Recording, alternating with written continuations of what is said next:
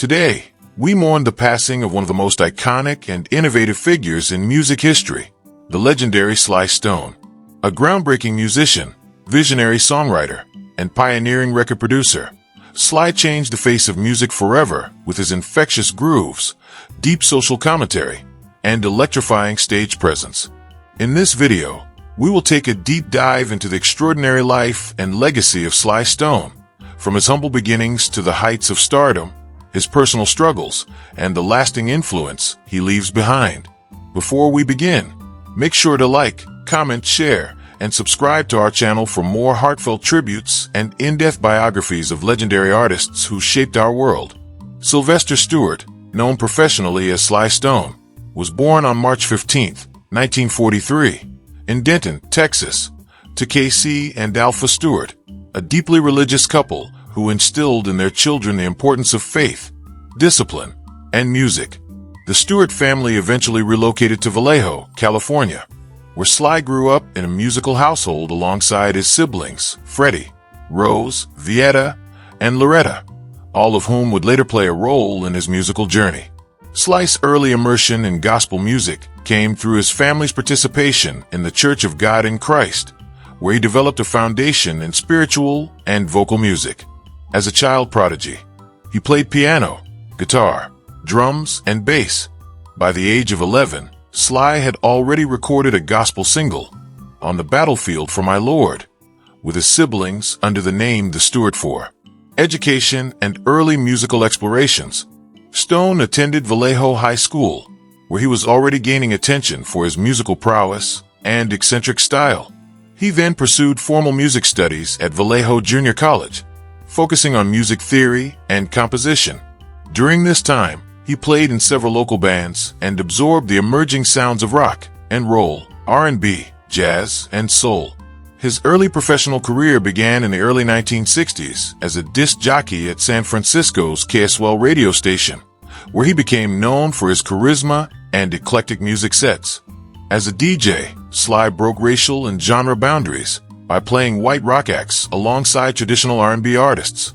This openness to fusion would become central to his musical philosophy. The birth of Sly and the Family Stone. In 1966, Sly formed a band that would revolutionize the music world, Sly and the Family Stone. The group was notable not just for its innovative sound, but also for its makeup. It was one of the first major American bands to feature a racially integrated and gender-diverse lineup, with members including Sly's siblings Freddie, guitar, and Rose Stone, keyboard/vocals, Larry Graham, bass, Greg Errico, drums, Jerry Martini, saxophone, and Cynthia Robinson, trumpet.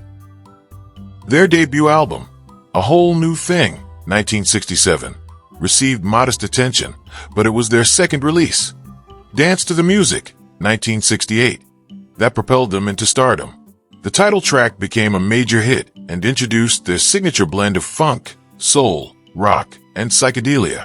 Their next albums, Life, 1968, and Stand, 1969, included timeless tracks like Everyday People, Sing a Simple Song, and I Want to Take You Higher, firmly establishing the band's influence and commercial appeal. Innovation and social commentary.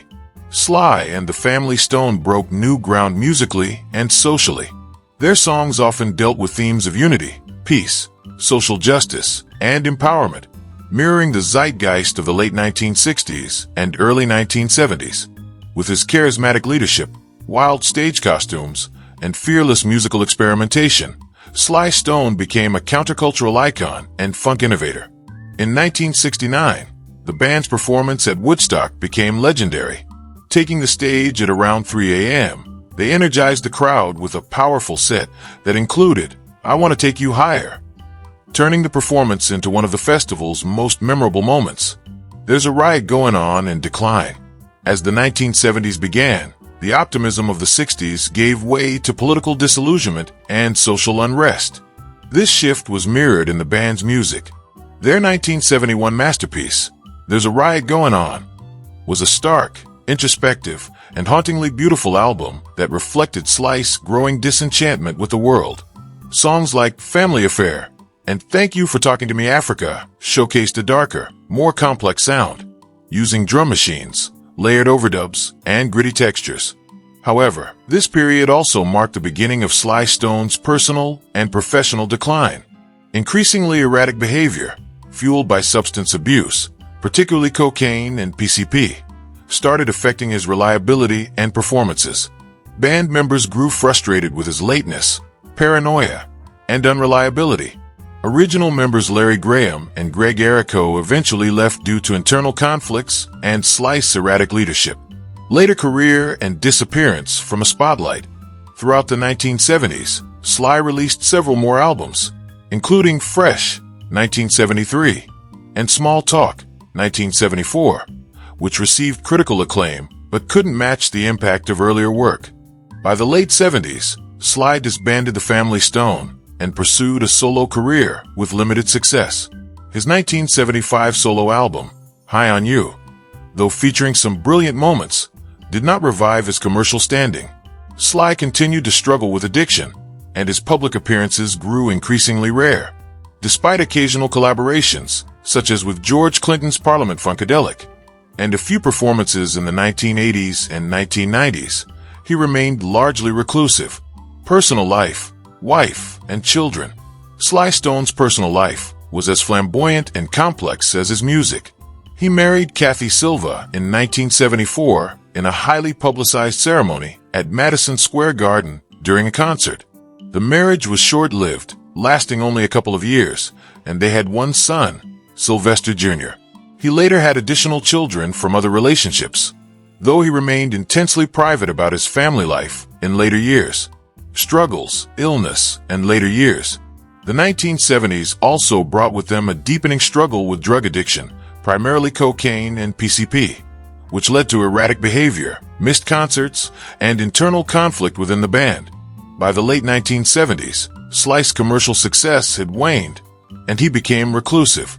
He made sporadic appearances in the 1980s and 1990s, but largely lived away from the spotlight. In 2006, he made a surprise appearance at the Grammy Awards, a rare public outing that reignited interest in his legacy. In later years, Sly battled various health issues, including addiction-related complications, mental health disorders, and mobility problems. He reportedly lived in near homelessness for a period, living out of a van in Los Angeles, despite having once amassed considerable fame and fortune. Death and cause. Sly Stone passed away on June 9, 2025, at the age of 82, after a long battle with chronic illness and complications from his years of substance abuse. He died peacefully, according to family sources, surrounded by loved ones. Legal and financial issues. In 2010, Sly sued his former manager and record label for misappropriation of royalties, claiming he had been denied millions in earnings. Though he was initially awarded $5 million in a 2015 court ruling, much of that judgment was later overturned, leaving Sly in continued financial straits. His legal battles and destitution were heartbreaking for fans who saw a musical genius brought low by addiction, mismanagement, and personal demons. Comeback and memoir. In the 2000s and 2010s, there were rumors of a comeback, with brief performances and appearances, including a controversial and short-lived appearance at the 2006 Grammy Awards during a tribute to his music. He looked frail and disappeared shortly after his song began. In 2023, Sly Stone finally released a long-awaited memoir, Thank You for Letting Me Be Myself Again, co-written with journalist Ben Greenman. The book offered a candid, often poetic look at his life, detailing his rise, fall, struggles with addiction, and reflections on fame and music. Critics praised the memoir for its honesty and surreal, introspective style, which mirrored Sly's artistry. Legacy. Sly Stone's impact on music cannot be overstated. He was a pioneer of funk, a visionary of racial integration, and a messenger of social change through sound. Artists from Prince to Michael Jackson, Dr. Dre to Kendrick Lamar, all owe a debt to Sly's innovation in rhythm, harmony, and political consciousness. He was also one of the first black artists to insist on complete creative control over his music, producing, writing, and performing with little compromise. Sly Stone was more than just a musician. He was a cultural force, a rebel with a cause, and a voice for an entire generation. His music continues to echo through the corridors of time, reminding us to stand for love, unity, and truth.